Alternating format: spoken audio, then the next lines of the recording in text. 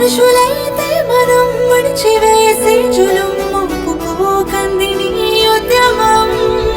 ఆలని బిడ్డని అమ్మని జన్మని బంధనాలన్నీ వదిలి సాగుదా మానవే లక్షలై ఒకే లక్ష్యమై అటే వేయని ప్రతిపదం కథన రంగమంతా కొదమ సింగమల్లే ఆక్రమించి విక్రమించి తరుముతోందిరా